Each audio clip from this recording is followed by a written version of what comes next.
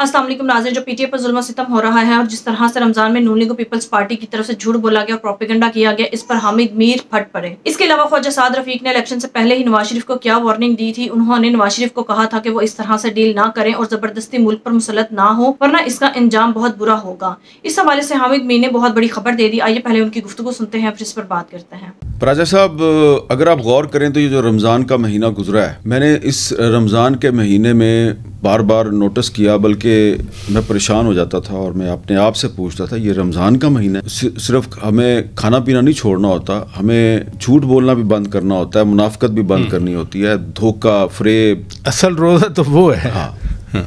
लेकिन आप ये देखें कि रमज़ान में सियासतदान जो हैं वो या तो झूठ बोल रहे थे या सच नहीं बोल रहे थे या खामोश थे, और कुछ सहाफ़ी जो हैं वो कोशिश कर रहे थे सच बोलने की, और कुछ सहाफ़ी जो हैं वो पता नहीं किसके बिहाफ पे वो जो कोशिश कर रहे हैं सच बोलने की, कह रहे हैं तो ये झूठे हैं, ये दगाबाज हैं, ये इन्होंने पैसे पकड़े हुए हैं। और इसके अलावा आप ये देखें कि रमज़ान के महीने में जो इतनी ज़्यादा महंगाई हुई, एक करप्ट मुआशरा बन चुके हैं। मियाँ नवाज शरीफ क्यों बददिल हो चुके हैं, उनका क्या थॉट प्रोसेस है? मैंने ऐवान सदर में सदर आसिफ जरदारी साहब के हल्फ वाले दिन भी देखा को मुझे वो मियाँ साहब वो नहीं नज़र आए। नवाज शरीफ साहब जो हैं वो लंदन से जब आए, उनका ख्याल था कि वो जब पाकिस्तान जाएंगे तो अवाम का एक ठाठे मारता हुआ समुंदर उनका इस्तकबाल करेगा। ऐसा हुआ नहीं, और फिर एक जलसे में उन्होंने खिताब किया, कुछ कबूतर उड़ाए गए वहाँ पे, पहला जलसा 21 अक्टूबर वाला। और उसके बाद फिर जब उनकी इंतखाबी मुहिम शुरू हुई तो आपको इंतखाबी मुहिम में साफ नजर आ रहा था कि वो बात नहीं रही। तो उनका जो दिल थोड़ा सा टूटा हुआ है, उसकी एक वजह यह भी है कि सियासतदान जो होता है ना, उसकी सबसे बड़ी स्ट्रेंथ पब्लिक सपोर्ट होती है। जब सियासतदान को ये लगे कि वो जो पब्लिक सपोर्ट मेरे साथ थी जब मैं जेल में था या जब मुझे पाकिस्तान से बाहर भेजा गया, वो पब्लिक सपोर्ट अब मेरे साथ उतनी नहीं है जितनी पहले थी, तो दिल तो टूटता है ना। अब इसमें मसला ये है कि नवाज शरीफ, आपने जो सवाल किया था कि नवाज शरीफ साहब जो हैं उनमें वो पुरानी बात नजर नहीं आ रही। उसकी वजह यह है कि उनको पता है कि मेरी पब्लिक सपोर्ट कम हो गई है और मैं अब उतना पॉपुलर नहीं हूं जितना मैं 2018 के इलेक्शन में था। या नवाज शरीफ साहब को सोचना चाहिए कि उन्होंने अपने आप पे मुकदमे ख़त्म कराने के लिए और कौमी असम्बली का मेंबर बनने के लिए उन्होंने जो सौदा किया है, ये कहीं घाटे का सौदा तो नहीं है। ख्वाजा साद रफीक 8 फरवरी का इलेक्शन लड़ने के लिए तैयार नहीं थे, हार नजर आ रही थी। बात तो सुन लेना आप मेरे। ख्वाजा साद रफीक साहब को पूछा गया कि आप क्यों इलेक्शन लड़ना नहीं चाहते। उन्होंने कहा, जी मुझे दीवार पे लिखा नजर आ रहा है,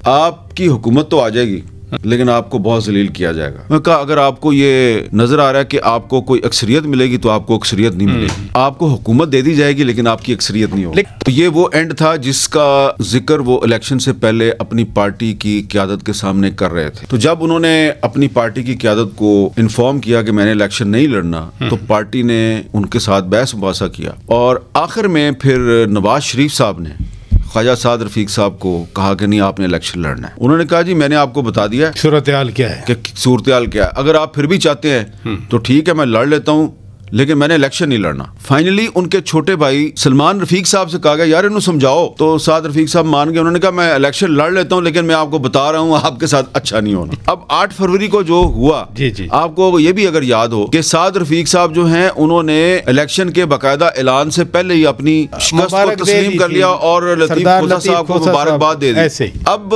उनको कहा गया कि जनाब अब आइए आप हमारे साथ इस्लामाबाद चले, वहां जोड़ तोड़ करते हैं। उन्होंने समझाया कि भाईजान अब आप हमें इस्लामाबाद अपनी जंज के साथ लेके ना जाए। उन्होंने कहा, नहीं आप चले हमारे साथ, हम आपको सेनेटर बनाएंगे, आपको बाई इलेक्शन लड़ाए, आपके बगैर हम हुकूमत कैसे चलाएंगे। ख्वाजा साहब ने कहा, मुझे सारा पता है।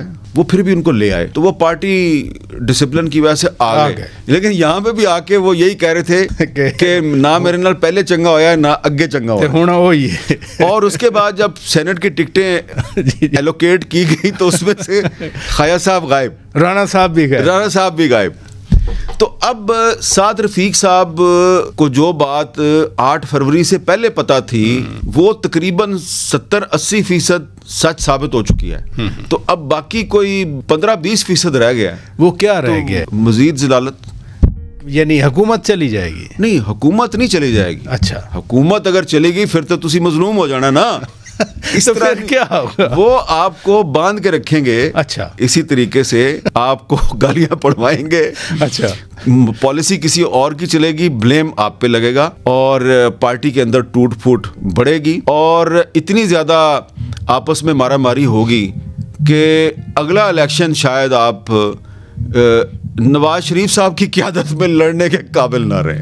आजकल आपके बारे में कहते हैं कि आप पीटीआई को ज्यादा उठा रहे होते हैं। कहते हैं कि पीटीआई के आप बहुत ज्यादा सॉफ्ट कॉर्नर रखते हैं या पीटीआई को प्रमोट करते हैं आप। कैसे मैं पीटीआई को प्रमोट करता हूं कि अगर जो गलत काम अगर शहबाज शरीफ के दौर में भी हो रहे हैं तो मैं उस पर अगर आवाज बुलंद ना करूं तो वो तो फिर सहाफत नहीं। हमारी जो है ना पाकिस्तान में इस वक्त नफरत और पोलराइजेशन यहां तक पहुंच चुकी है कि अगर आप मेरी मर्जी की बात नहीं करते तो मेरे ख्याल से आप गद्दार हैं। ऐसे ही तो इसलिए इस वाली पॉलिसी थी ना कि विद अस और विद देम। हाँ, तो इस पाकिस्तान में आसिफ जरदारी साहब फैसल वाडा को सेनेटर बनवा सकते हैं सिंध से, इसमें उनको कोई प्रॉब्लम नहीं है। लेकिन सेनेटर बनवाने के बाद अगर वो ये समझते हैं कि पीटीआई जो है वो मेरे मुफाहमत के एजेंडे पे आएगी या बीएनपी मैंगल मेरे मुफाहमत के एजेंडे पे आएगी या नेशनल पार्टी मेरे मुफाहमत के एजेंडे पे आएगी, तो ये बड़ा मुश्किल काम है। इसके लिए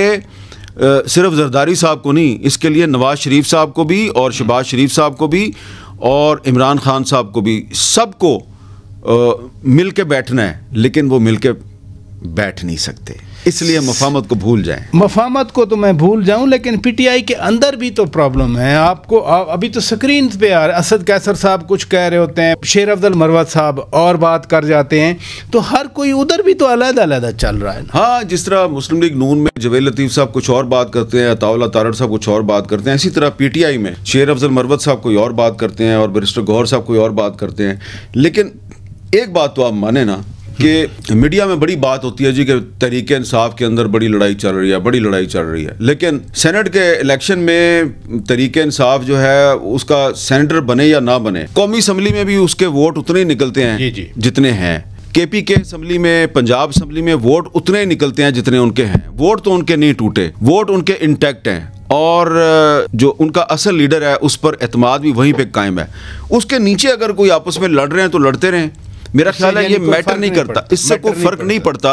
हाँ, कुछ लोग जो हैं वो अपने दिल को तसल्ली भी दे सकते हैं, ओ यार देखो पीटीआई लड़ रही है आपस में, हम कामयाब हो गए। भाई इसका पाकिस्तान के अवाम के मसाइल से क्या ताल्लुक? आपने कहा कि इधर पीटीआई के वोट उतने निकले, पंजाब में उतने निकले, इंडिपेंडेंट थे वो बल्ले के निशान पे नहीं थे, जो मखसूस नशिस्तें दूसरों को मिली उस पर पंजाब असम्बली में, मरकज़ में, सिंध असम्बली में एतराज़ नहीं किया।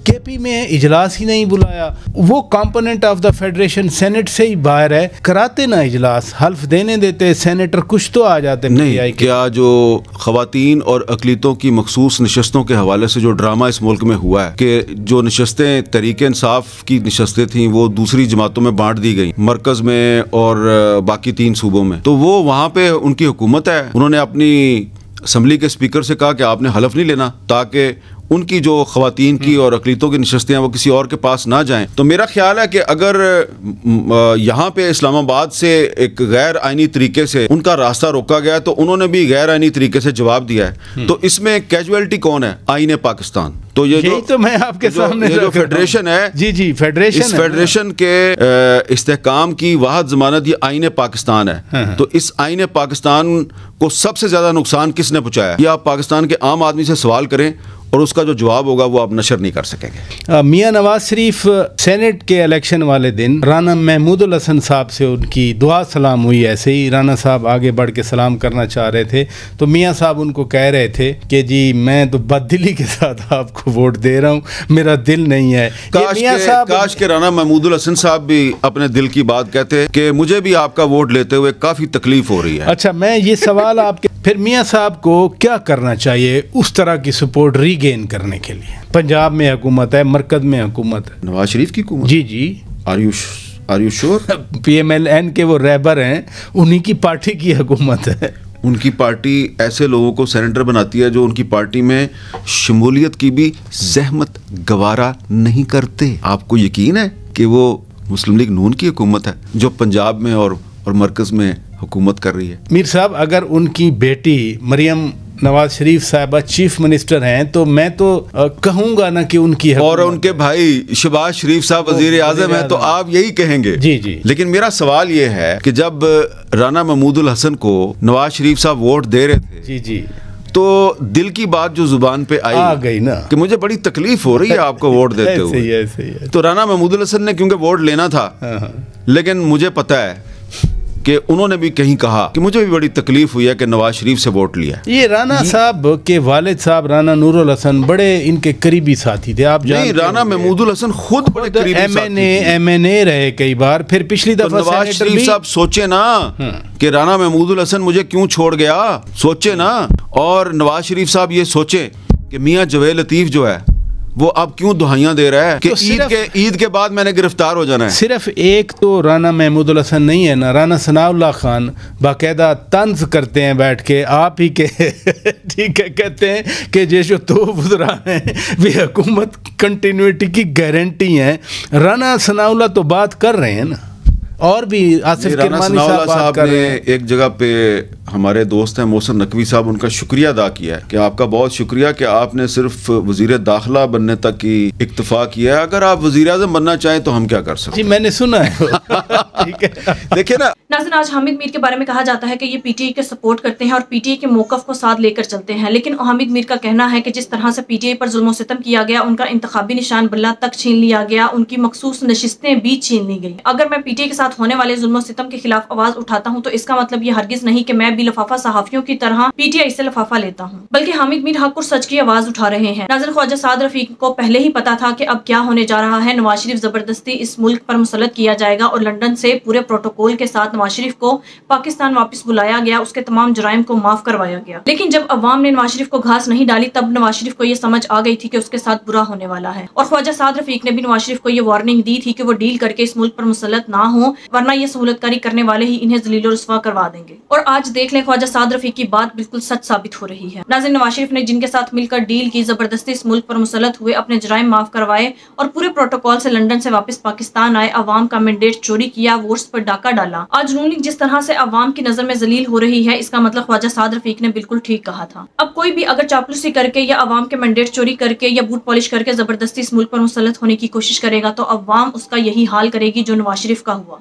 इस बार तो नून लीग वाले अवाम के वोट्स पर डाका डालकर जीत गए हैं, लेकिन अगली बार ये इस काबिल भी नहीं रहेंगे। इस बार तो इन्होंने फिर भी 15 से 20 सीटें जीत ली हैं, लेकिन अगली बार इनकी ये सीटें भी नहीं रहेंगी। लिहाजा अभी भी नवाज शरीफ को चाहिए कि वो होश के नाखून ले। जिस तरह से उसने धांधली करके अवाम के वोट्स पर डाका डालकर अपनी बेटी और भाई को इस मुल्क पर जबरदस्ती मुसल्लत किया है, उन्हें कहें कि वो अवाम का मैंडेट वापस करें। बस यही एक रास्ता है जिससे नून लीग की सियासत बच सकती है और हो सकता है कि अवाम इन्हें इक्का दुक्का सीटें भी दे दे। नाज़रीन, ये बात भी सुनने में आ रही है कि नवाज शरीफ को अंदाजा हो चुका है कि ये हुकूमत बिल्कुल नहीं चलने वाली, क्योंकि जब नवाज शरीफ से ये सवाल किया जाता है कि ये हुकूमत चलती हुई नजर आ रही है या नहीं, तो इस पर नवाज शरीफ का जवाब ये है कि मैं अब आने वाले इलेक्शन की तैयारी कर रहा हूँ। इसका मतलब यही है कि नवाज शरीफ को इस बात का अंदाजा हो चुका है कि यह हुकूमत नहीं चलेगी, क्योंकि जिस हुकूमत के साथ अवाम ना हो और जिस हुकूमत ने अवाम का मैंडेट चोरी करके जबरदस्ती मुल्क पर मुसल्लत की गई हो, वो हुकूमतें कभी नहीं चला करती। लिहाजा नवाज शरीफ को चाहिए कि वो जल्द अज जल्द अवाम का मैंडेट वापस करे। नाज़रीन, आपके इस बारे में क्या राय है, कमेंट में जरूर बताइएगा। अगली वीडियो में मिलते हैं, तब तक के लिए अल्लाह हाफिज।